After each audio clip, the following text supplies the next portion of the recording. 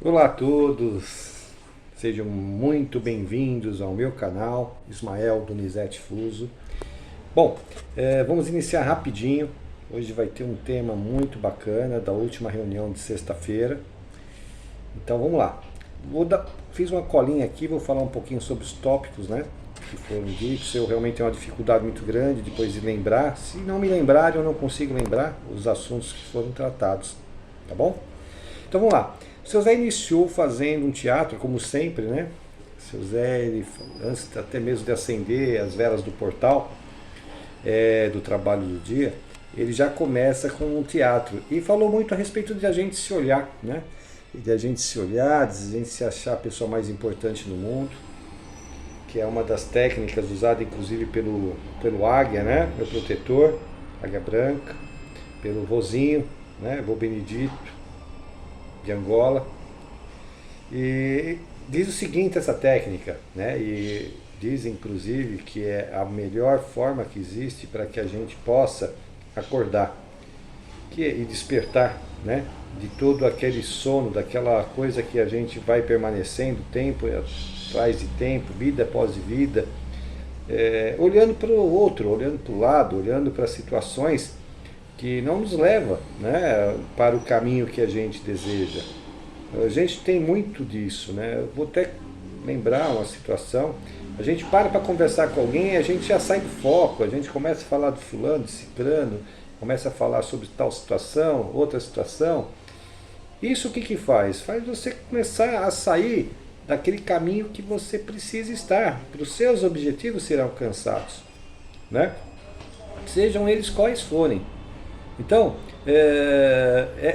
esse início do trabalho lá, ele estava dizendo para que a gente deva se olhar no espelho, dizendo como eu sou lindo, beijar o espelho, ou seja, é praticamente uma técnica de quando a gente acorda de manhã, eu vou até prolongar um pouco mais, quando a gente acorda de manhã, a importância que existe da gente se valorizar, né? Da gente estar se colocando, a gente, mesmo antes de fala, né? Antes de lavar o ramelo dos olhos, para que a gente coloque esse foco em nós.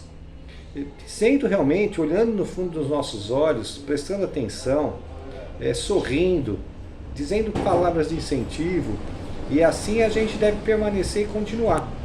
Se a gente a fizer ao contrário, ou seja, não estar preparado para o dia a dia, o que acaba acontecendo?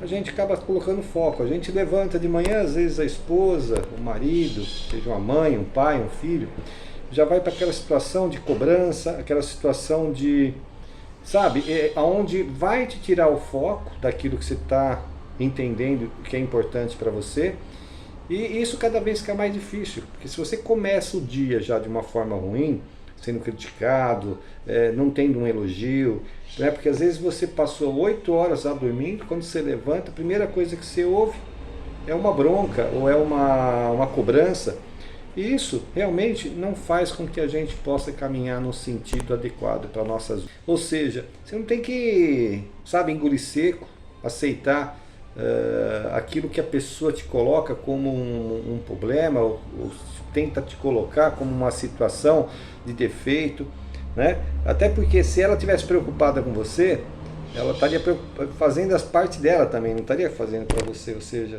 observando você. É mais fácil te corrigir do que me corrigir? Não, é o que todo mundo faz.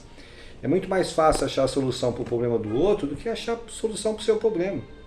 Às vezes o cara tem lá problema no casamento, você está preocupado com o casamento dele, mas você não está com o seu. Você não está dando atenção suficiente para o seu. Então veja como que é uma situação que leva a outra, tudo por causa de focos errados, né? Nós somos especialistas sempre nos outros, mas em nós mesmos a gente não se conhece, a gente não consegue olhar para si, né, em frente ao espelho. A gente não tem 5 minutos para fazer isso. Não sei que você vai se pintar, vai fazer a barba, mas isso não é se olhar.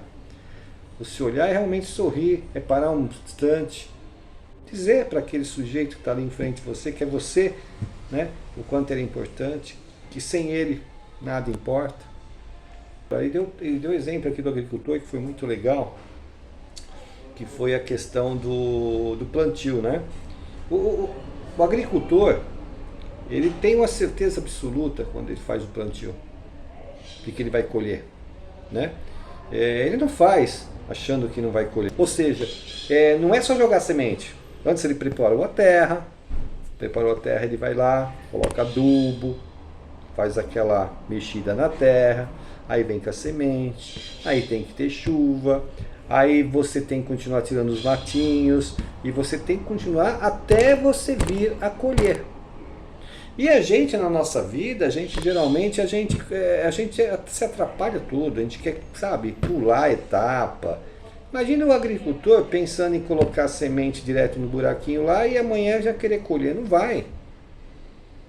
As coisas não funcionam assim aqui na terceira dimensão. Então foi um exemplo muito bacana que ele deu lá. Uma coisa é certa, vamos se imaginar o seguinte, você começa a estudar, né? Então você começa a estudar, você tem uma especialidade, você vai ser um médico, né? Está estudando para medicina, e você daqui a pouco está no primeiro ano, segundo ano, daqui a pouco você está fazendo estágio, daqui a pouco você está já trabalhando como médico, você nota que o seu círculo vai ser no meio dessa área. Cada vez menos você vai estar com outras pessoas de outras áreas, com um nível menor. Por quê? Porque o seu tempo, o seu foco, a sua exigência, ela se torna maior. Isso tanto faz em relacionamento, tanto faz em amizades. Vocês notam que existe amigos de épocas? Por que tem amigos de épocas? Aí tem aquelas pessoas que são saudosas. Esse amigo meu é desde a infância. Mas o convívio dele não é tão grande, muitas vezes, conforme o outro que ele conheceu recentemente.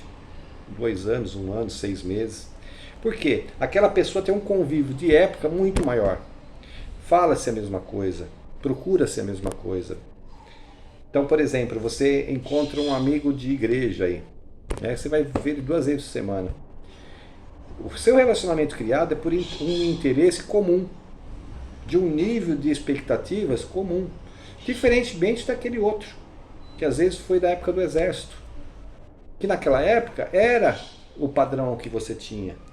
Então, quando você começa a ter o entendimento de vida, quando você começa a olhar para você, quando você começa a ser mais exigente, né, em objetivos, em querer chegar naquelas suas metas, você obviamente vai começar a deixar de olhar para aquelas outras pessoas que não contribuem nada para aquilo. Então, esse detalhe também foi muito interessante, dizendo que é difícil quando você manter um relacionamento com alguém, quando esse alguém não está subindo o nível com você, de despertar, de interesses e tudo mais. Conforme isso vai aumentando, obviamente vai se distanciando. Por isso que ele fala, inclusive, que as pessoas que estão com a gente são aquelas que estão de mãos dadas. Não pode estar distante uma da outra, em tudo. Porque se estiver, acabou, já era. Então, ele falou referente a uma médium que estava lá, né? E sobre o baixo astral que a gente vai adquirindo, até a frequência muitas vezes, impedindo que a gente até possa estar no foco.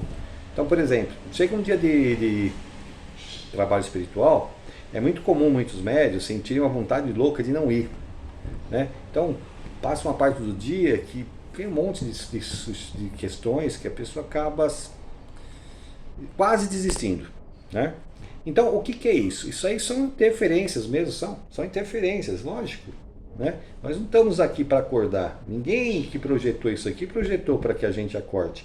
Projetaram para que a gente fique cada vez mais apagados, que a gente durma cada vez mais e tenha dificuldade de entender quem somos nós. Porque, na verdade, esse corpo, essa dimensão que a gente está, ela não passa de prisão, é uma prisão. Ela não é algo que é para nos levar a Jesus, a Deus, ao todo, assim por diante. Na verdade, é uma prisão. Ok? Então, como é que você quebra esse vínculo com eles? Uma das formas de você quebrar, uma é você colocando foco, sendo mais forte, mais resistente a isso. A outra é você percebendo que existe uma influência, faça algo diferente. Algo que você não faz praticamente nunca, ou é muito difícil. Nisso você quebra eles. Então, eu dou exemplo, por exemplo, você está ali sentindo aquela situação, anda para trás. Pega e anda uns metros para trás. De costa. Isso vai fazer com que eles quebre eles. a linha de raciocínio, a linha de continuar. Outra coisa, tira o sapato, vai para uma pracinha, vai para qualquer lugar onde tem uma árvore, abraça a árvore. Ou seja, isso é um costume que você não tem de jeito nenhum. A hora que você faz isso, quebrou. Você vai ter alguns instantes que os caras não sabem o que está acontecendo, o que está fazendo. Então, são situações que a gente tem que fazer ao contrário do que normalmente a gente está fazendo, para que eles percam a noção de como proceder. Isso te dá gás, te dá tempo suficiente para que você se recupere, até pedindo ajuda, né? Porque a gente precisa pedir, não tem jeito. Você tem os seus amigos espirituais, você tem sua crença, use. Não se sinta sozinho, né? Ninguém está sozinho. Mas você tem que dar permissão. Essa que é a questão. Basicamente, foi em cima disso, né? Todo o trabalho da sexta-feira passada. Teve mais coisas, eu estou passando esses tópicos, foi que inclusive eu pedi ajuda para que a gente pudesse falar sobre elas, né? E é isso. Sexta-feira que vem tem outro vídeo, né? Tem um de segunda também que vai ser postado. Participa aí, dá seu like, se não é inscrito no canal, se inscreva e vamos em frente. Esteja em Deus, um grande beijo no coração de todos.